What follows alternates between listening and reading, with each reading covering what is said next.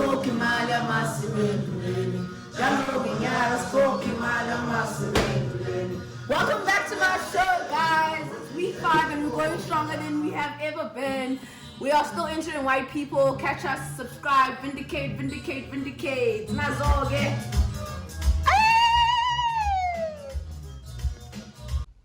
Okay, guys, so each and every week I have a different topic, and this week's topic is lobbying or corruption. Okay, so this is going to be a very interesting topic, and of course our case study is on the Bowen developments, the megacity developments in Pretoria East that has been done with the government of South Africa. So first of all, I'm going to define what lobbying is. So lobbying is the act of lawfully attempting to influence the actions, policies, or decisions of government officials, most often legislators or members of regulatory agencies. Corruption, on the other hand, is a form of dishonesty or criminal offense undertaken by a person or an organization entrusted with a position of authority to acquire illicit benefits or abuse of power for one's private gain. So it's a very thin line. In this week's opinion, look at the multi-billion rand deal that Cyril Ramaphosa just recently launched in Pretoria East in partnership with Bowen Properties. Simply put, Bowen Properties CEO buys a ticket to sit next to President Ramaphosa in 2017 when they were doing fundraising for basically the elections. So he buys this seat for 1 million rand to be seated, of course, right next to President Cyril Ramaphosa. This is where this relationship started. Fast forward from that 1 million rand payment, then led to him actually funding CR's campaign and actually donating 30 million rands to CR's campaign. So Bowen and CR, let's put it like this, Cyril has been lobbied, or whether he has been corrupted, or whether he has been whatever, that's what has happened. He has been won over by Bowen Properties, and that's why I think it's a very interesting case study to look at, because there's obviously a very fine line in South Africa between lobbying and corruption, and I think the fine line only exists between black and white, because if black people had done the exact same thing, they would be called corrupt. But because it's a white company, it's Bowen, it's listed, it's white people, it's okay for this to happen. Anyways, moving right on. So I'm going to play this video at the bottom, and ultimately shows you the launch of the project. On the day of lockdown, our President, the Honourable Mr. Cyril Ramaphosa, phoned me and asked me to accelerate with the works we're doing. This was a project that's been on the cards for a few years. We're finally implementing it. In the background, you can see there's trucks, there's bulldozers we're building. We're not talking about it, we're actually doing it. And you'll hear the CEO of Bowen himself, Steve Brooks, saying that Cyril called him up during lockdown. And basically said he must accelerate these projects. Like, can you make it happen, boy? You niyafonelana in the Cyril. So guys, I'm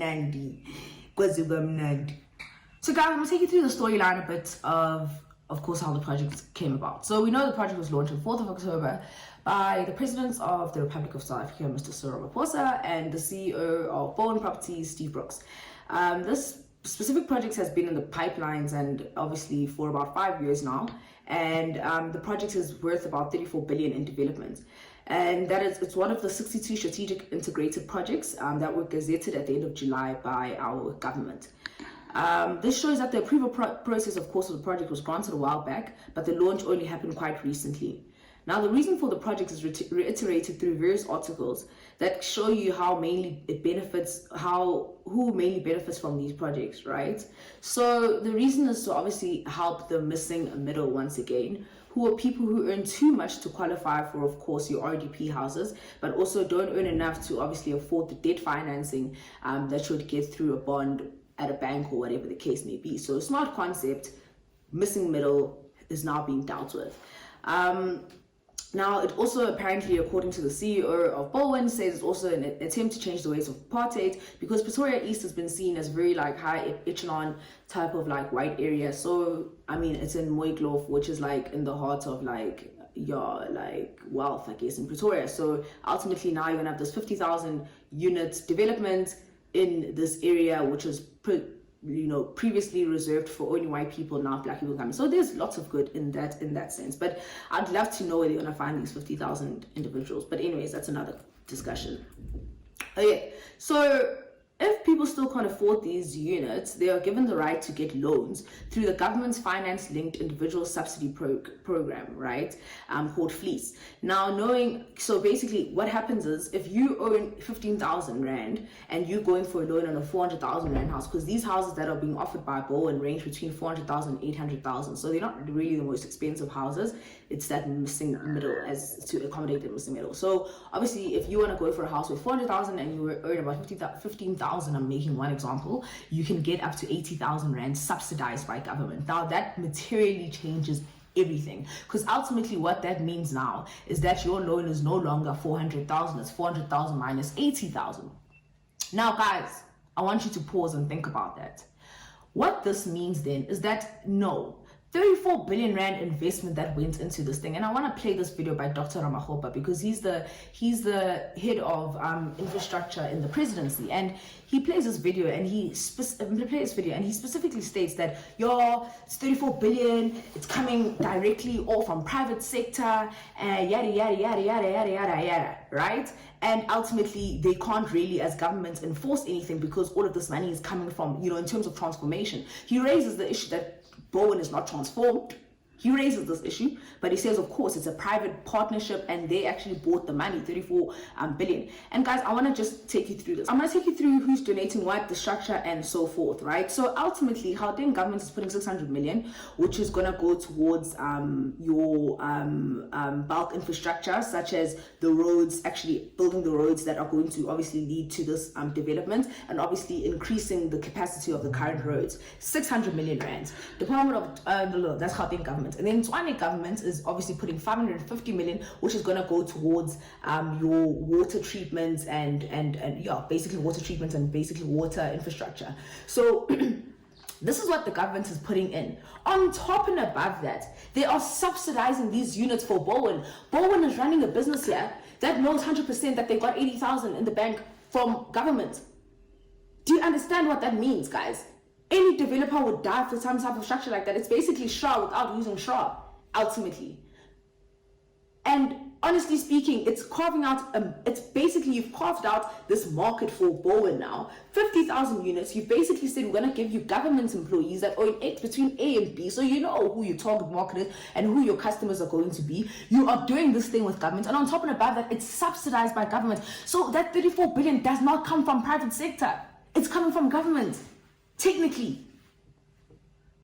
And of the 18 projects that we have in the human settlements, they total about 84 billion rands. And one of those projects is what we call the Mooikloof integrated development. So what is it about this development? It's a 34 billion rands development, and all of that 34 billion rands comes from the private sector. So this is not a tender process. There's nothing that comes from the public purse. So the developer has packaged this, went to, like I said, the financial institutions as part of that seeds process, the symposium, committed that 34 billion rands. So all that the public sector needs to do is to ensure that we unlock the balance.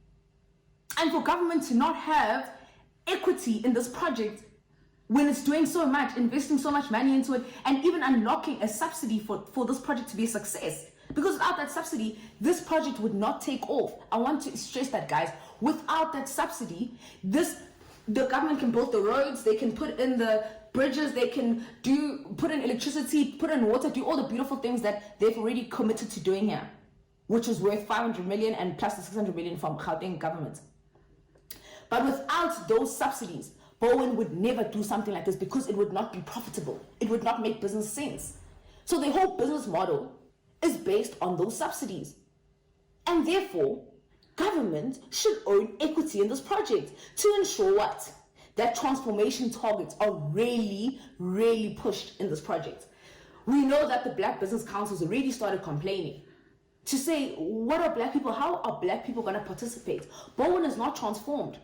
Bowen doesn't have a BEE rating. I think they're sitting at like level 5 right now. It's ridiculous. But this is a project being endorsed and being supported and being fast-tracked by our government for the benefit of, yes, for South Africans at the end of the day getting access to things, but for the benefit of white business once again, actually. No black participation whatsoever. And Dr. Ramaphosa goes in so far as saying that, there was actually a black company that came to us first to this project and they didn't have the capacity, so we went and fetched Bowen. Who is that black company? And why aren't they involved in the project now? What, were they just paid off to keep quiet and walk away? You understand? Like, it's just such a hypocrisy. And honestly speaking, all I can say is that government, you need to do something about this. You need to do something about this. Like, there's absolutely no way we can be sitting with such a big development, 50,000, the biggest in the world. It's never been done before. And you're giving it to a company like Bowen with all the support that government is giving. It's ridiculous. It's honestly ridiculous. But anyways, guys, that's my opinion. So moving on, right? So obviously it's I think I'm just, this topic really makes me upset because I feel like everyone's talking so much about it. It's such a great topic, but it's a direct result of lobbying, guys. And there's nothing wrong with what Bowen's done. Don't get me wrong. There's nothing wrong with what Bowen's done. If they want to donate to CR and they want to pay R1 million sit next to him so they can whisper in his ears that these projects can take off, there's actually, that is what lobbying is. But the problem is that in this country, if it's done by black people, it's corruption. If it's done by white people, it's lobbying.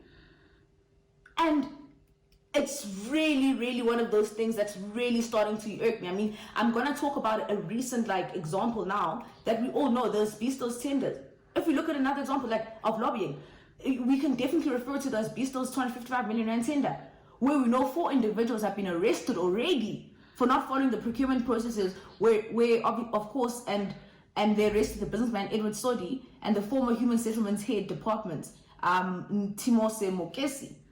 The evidence presented is quite clear, as evidence put before the Zondo Commission on the matter thus far includes that Sodi paid 600,000 to a car dealership where Zulu bought a Range Rover and made a further 650,000 payment towards a property purchase for Mokesi. The question is, of course, with regard to Baldwin Properties owning this development, on what basis will government then be able to basically intervene in terms of the BEE partners that would come on board, or beneficiaries that would actually, as you said, be given certain jobs and certain procurement preferences for this particular project? On what basis does government get to do that if they don't own the project? Well, we don't own the project, but we have enabled the project. We have enabled the project because we have brought to bear investment in the bulk infrastructure. If the bulk was absent, you could have the 34 billion, but the project will not happen. So because but isn't that government's responsibility anyway, Dr. Ramaphosa? Don't you do that anyway? Yes, we do that anyway, but I'm just saying as a result of that, then we've got leverage to sit with the developer to say that these are transformation objectives that should be met. So in relation to ownership scale, is a listed company, will not make a determination on who they must choose to be a BEE partner, and is part of their strategic outlook on how they want to position themselves in the market. And like I said earlier on, it's in their best interest that they get to ensure that they bring equity players who are black into the space, so that you don't have conversations of this nature going forward. It's a valid concern, by the way, to say that you need to, at an ownership level, there has to be qualitative transformation. So as a listed company, they'll make that determination. But there are instruments that we can ensure that gets to be introduced to ensure that the requirements around other forms of transformation gets to be met. So if there's a black player who's into the manufacturing space of the inputs that can be of use to this development. Both officials in their capacity were found to have acted in ways that allowed a joint venture between Blackhead Consultant and Diamond Hill allowed to obtain a tender worth 230 million to carry out work that in the end only cost 21 million. Now that's the corruption. That's where the corruption comes. Uguti, why are you, when you can do the work for 200 million, why are you doing for, 20 million? Why are you doing for 200 million? That's, I understand. But at the end of the day, these guys were lobbying these guys. Hence, they're buying them cars. Sorry, so just because Bowen didn't go upright and buy and pay for an installment of your car doesn't mean that's not corruption, okay? It's the same thing. It's actually more 30 bar. Has been the relationship between Baldwin, the company, and President Cyril Ramaphosa's CR17 election campaign in terms of funding. Do these not concern you as the person in the government who would be spearheading all of these projects? And have you spoken to the president about these concerns? Oh, thanks for bringing that to my attention. I will not enter the space of who sponsored who. I'm not familiar with that. Let me explain to you how the transaction came about. So this transaction has been with the City of Tshwane requiring the permitting, the issues around zoning, the issues around densities, township establishment since 2017. And then the entity that originally owns this project is not Baldwin, by the way, is a different entity. It's the one that has been making the submissions, then came through the seats that I referred to earlier on, and we're able to agree with them that we're going to unlock the bulb. And once the project was then ripe, ready to go, the entity then brought to our attention that, look, we don't think that we have the capacity to deliver this project at the speed that you require, because one of the things that we raise is that we are enabling these projects, we are going to announce them, we are suffering a credibility challenge in the public because we get to announce projects and they don't get to happen. We want a commitment from you that this project will be off the ground in less than 3 months. Then they came back to us and said, look, we don't have that capacity, we are engaging with the big players in the market. They came back to us and said, we have found a partner, and they wanted to discuss with us a partner. Says, no, how you make your own decision has nothing to do with us. All that we want is this obligation, the transformation obligation that I spoke about. Is then that they announced to us that they've entered into a marriage with Baldwin. So Baldwin was not in the picture. So let's assume that the theory is correct, that they funded so and so. But when we started the project and made all these approvals, Baldwin was nowhere in the picture. Baldwin only came into the picture, I think, about a month ago when they concluded their conversation with the original project owner that had enjoyed the gazetting exercise and the funding in the bulk. So I thought I must make that but you do must know where in the picture. You do appreciate, though, the optics and, of course, all of the perceptions that would go along with this and what possibly is to unfold going forward, Dr. Ramokgopa, and that it's important to address these issues comprehensively. Yes, and that's why we came to present ourselves here, and that's why I felt that it's necessary to explain those transformation components. That's why I felt that it's necessary to explain that this is not a project originated by Baldwin. Baldwin only came into the picture about a month ago. And the point that I want to make also, I did indicate but how did they come into the picture a month ago, Dr. Ramokgopa? Because who owns the land? Who ends up owning the top structures, which is, of course, the units that will be built and sold? No, those are they owned by the new property owners. I mean, when you enter into, you get the bond, so that's what property. Yeah, but who is selling it on to the owner? Yes. Is it not Baldwin? Yes, but who owns the land, Dr. Ramokgopa? Is it not Baldwin? It's Baldwin. I'm answering a different question. Remember, you asked the question whether Baldwin has received favor because of this alleged funding. I'm explaining to you that no. When we made these approvals, the approvals were not for Baldwin. The approvals was for a different development entity. And that entity then came back and said, we don't have the capacity. We are talking to players in the market. We say that's our determination. We will not enter that space and go and talk to Ramokgopa and so and so. And then they entered into a marriage with Baldwin. So I'm answering that question to say that the optics, which are important, which you raised earlier on, the issues around undue influence, I'm making the point that it couldn't have been the case if the theory was right, when in fact the initial owner is not the Baldwin, but is a different entity, until a stage where we have made all the approvals. And then the second portion, a more pointed one, yes, the land is owned by the initial property owner, has entered into this arrangement with Baldwin. What the nitty-gritties are, I'm not familiar, but all that we're familiar with is that the project is unfolding. And then once I buy a unit there and I finish paying off my obligation, is my unit. This was a project that's been on the cards for a few years. We're finally implementing it. A million, we talk about 650,000, 600,000 people are in prison. So they must go fetch Cyril as well then. They must go fetch him and put him in prison as well. Honestly speaking, I feel like we're opening a can of worms for something that we won't be able to control. There is a very fine line between lobbying and corruption. There's absolutely nothing wrong with going to consult with politicians and going to consult with relevant officials to say, guys, this is who we are, this is the project we want to do and we want to get off the ground and we need your support. There's absolutely nothing wrong with that. Yes, it becomes a problem where there's preferential treatment and tender processes because of the relationships that you have. Yes, that becomes corruption. But for me to say, I want to do this development as whoever I am, and I need your support and make things happen. And Cyril, I might have to meet with you once or twice. I might come to a dinner to pay R1 million at that dinner. That's what the process, that's what businesses in South Africa, that's what businesses in the world. In America, we have lobbyist groups. We have actual lobbyist groups, fully fledged lobby groups. And in South Africa, like, you would not even start having a lobby group. You would literally go to prison tomorrow. The Hawks would be knocking on your door. You understand? So honestly, guys, think about it. Lobbying versus corruption. Lobbying versus corruption. Lobbying versus corruption. I don't know what I have to conclude with this Bowen matter, but there's a very, very, very, very thin line, and it's a no from me. And yeah, honestly, guys, that's it for today's show. And honestly, guys, keep subscribing, follow, like, follow us on Instagram, follow us on Twitter, give us your comments, give us feedback. We want to know, are we doing a good job? Are we boring you? Are we putting you to sleep? Are we being informative? Should we be talking about other things? But let us know, guys. And yeah, see you next week.